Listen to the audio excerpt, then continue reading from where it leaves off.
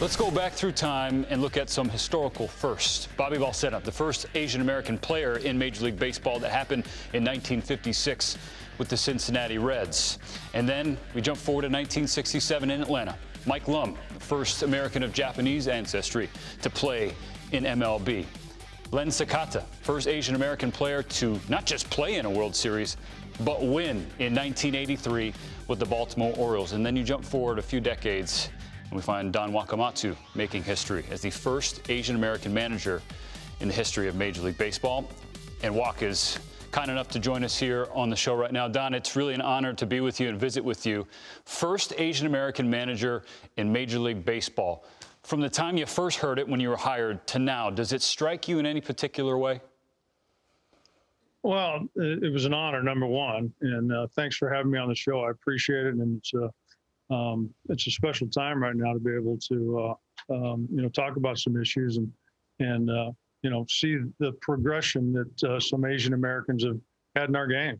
Don, we've never met personally, but from what I know about you, being in the game as long as you have, you are a measured, thoughtful man. So what do you think of what you're seeing personally? How are you processing what's happening? Well, I think every individual comes from a different background. I came from a background that my father was born in an internment camp, and I look back at times in the past and we try to learn from those and gain examples from our grandparents and parents. And mine were tremendously proud people. I didn't know my father was born in a camp until literally when I was 16 years old. And then I started doing more and more research and understanding of maybe why they didn't speak out at the time, some of the things that they went through. I had 4 uncles that fought in the 442nd. There's a lot of pride involved in that. But I also, like I said before, I talked to my grandparents about what they went through. And so for me to sit here on this show today, I'm honored because they went through that and they sustained that, and they taught me lessons to work hard, to respect people and to move on. And some of the things that are going on right now is just out of that lack of education, through hatred, through ignorance, and those are things that people need to take time and really get the facts before things happen. And it's been really unfortunate of what's going on because of those. And so it is a sentimental part in my heart right now to the families of the victims that have been hurt by this travesty. I'm about good people and bad people, and that's it. I mean, I've faced racism coming up in different things, and mostly because of my last name, not because of my looks. But for me to be able to stand here today to say that, I was allowed the opportunity to be the first Asian American man in the big leagues is an honor. And the people that have followed me or the people that have came before me, whether it was Len Sakata way back in the day or Mike Lum, now Kim Ng, Dave Roberts, those are people that make me awfully proud, and they're special people, and they do have a platform now. And I think more so than any time in history, they have a platform. And I think it is time to speak out a little bit on those issues. And here we are in this age, this modern age of social media and access and player and athlete empowerment, where people are speaking up more. Do you feel a push to do more of that yourself?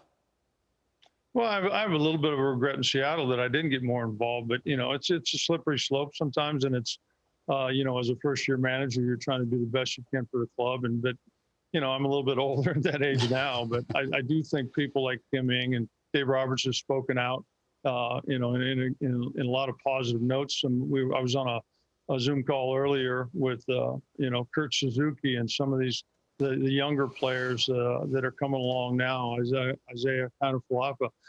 These guys have a perfect platform to that. I think there's always a time and a place, and unfortunately during tragedies when most of that comes out. And I think you're starting to see more of celebrities, athletes, people that have that platform use that platform.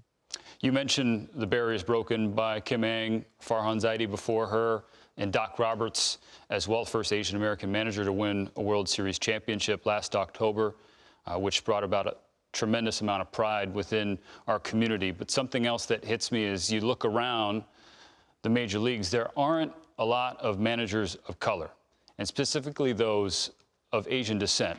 Now, you had a chance. I think it was a really short one, and I don't know if it was a full one. How much of you is driven to get back into a managerial chair one day?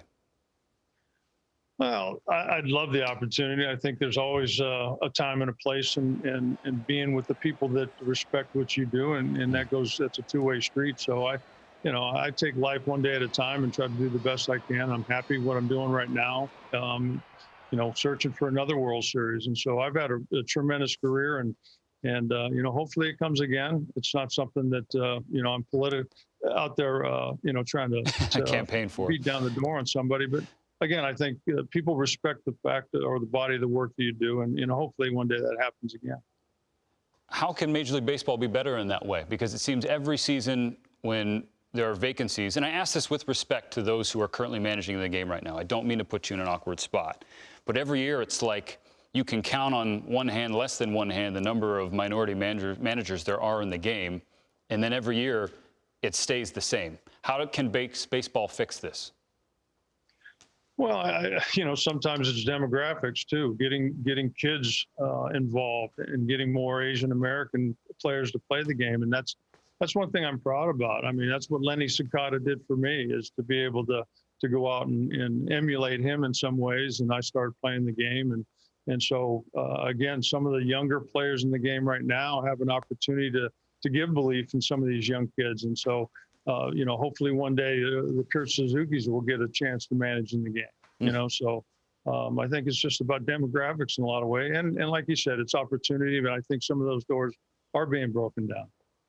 What's the latest with the Walkway Foundation, Don? Well, thanks for asking. I appreciate that. We're doing some amazing things.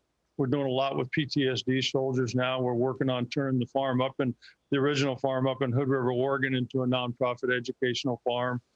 Big in the environment, big in agriculture, how we're going to sustain food in the future. So some amazing things. So anybody want to visit that, go to walkway.org. We'd love to have your help. As a Japanese American, I can't help but think about Executive Order 9066 and specifically what led to it. And I want to read something that FDR wrote in 1925 in a column for the Macon Daily Telegraph. And in it, he wrote, quote, "Anyone who has traveled to the Far East knows that the mingling of Asiatic blood with the European and American blood produces, in 9 cases out of 10, the most unfortunate results.